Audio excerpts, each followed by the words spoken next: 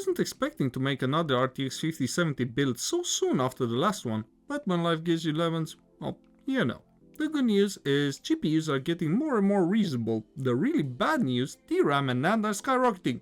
It sure does seem that PC gamers are hard pressed to catch a break for the last 8 or 9 years. And far a bit for me to advocate for consoles, but I am getting a tiny bit worried about services like GeForce Now. They are getting scarily good, and I really don't want my PC hobby to be killed by a random rack in a data center somewhere. So today I'm going to do what I usually advocate against and spend a bit of money on making this machine look as good as it possibly can.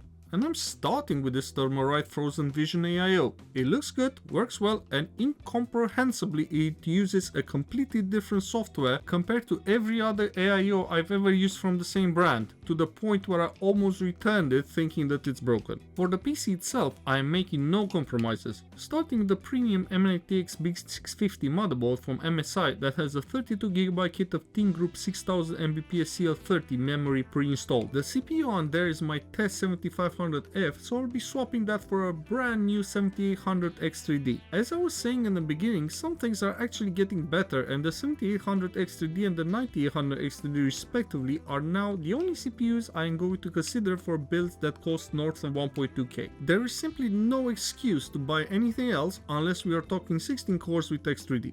At this point I should mention that 2 weeks ago I did the Ryzen 7700 RTX 5070 build, essentially identical hardware without the GPU V-cache, and I was expecting similar results, but as we shall see, very good surprises are in store. After a quick detour installing the Thermalright bracketry, it is time for storage, and in the spirit of not cheaping out, I went with a sensible 2TB drive instead of the usual 1TB that I employ. This, as you can see, is a brand new drive, and I believe it is the last one I got before prices went a bit insane. If I was to try to purchase this today, I would have to pay double, simple as that. And now things get really interesting, as the case comes into it. You see, this is an Apex Vision, but not the ATX I've used in the past. This is a mini, which means it's got a nicer screen on the front that is also, well, it's simply a second monitor with all that entails. Now I think the premium vibes of this whole build are starting to come through. Compact, yet extremely stylish and powerful. I've even gone with black rotor fans apart from the top, where they provide a soft glow inside to really make the two screens employed the center of attention.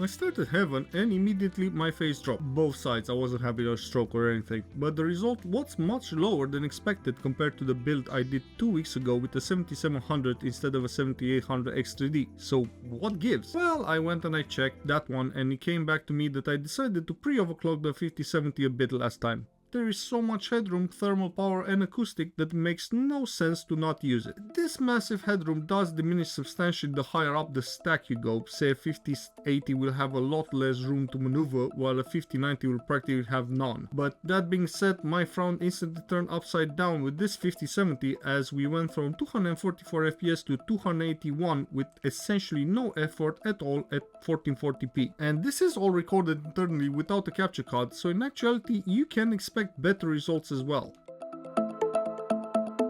3D Mark did just a smidge better this time around, and I'm not sure if it actually has anything to do with the X3D chip because, well, it shouldn't affect synthetic benchmarks that much, but it did post 63.5 FPS versus 59 on the previous system.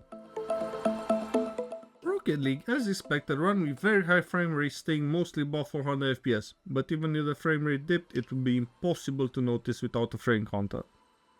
Non-X3D 7700 managed to cheer a 5070 on to 118 FPS on average in Fortnite on a Rocket test track, while the X3D added a massive 16 FPS to that average. That's a huge improvement solely to the change of CPU. The GPU is in no way better.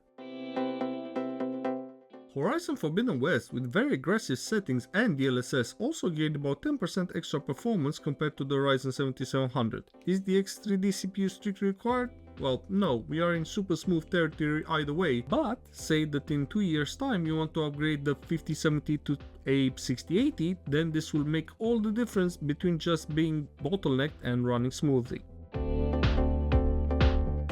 Black Myth Wukong upped its average from 70 to 80 FPS, and I'm sitting here thinking, but how? I would have sworn up and down that the limiting factor here were the RT cores, but I would have been dead wrong.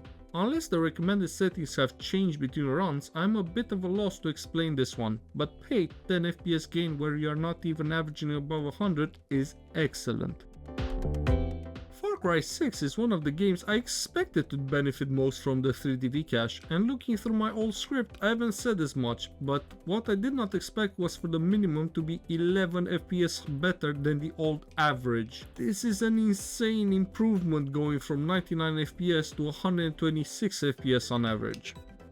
With Dragon Age, I'm ready call it. If you plan on playing it, do yourself a favor and get an X3D chip, because even in the opening scene with all the particle effects, it has done a much better job keeping the GPU pipeline fed. I'm usually not a completionist, but I did sink about 120 something hours in this game, and in some of the more protracted fights, you will come to appreciate sustained high FPS, because it usually makes the difference between dying and succeeding. Indiana Jones didn't benefit as much as the previous two entries from the more powerful CPU, but it still presents very well with over 60 FPS. I said this before and I will say it again, you can even play around with the settings and further optimize, or just, yeah, go ahead and turn on frame generation. I'm not claiming that will boost performance, because it won't. It will make everything smooth, as performance is already adequate.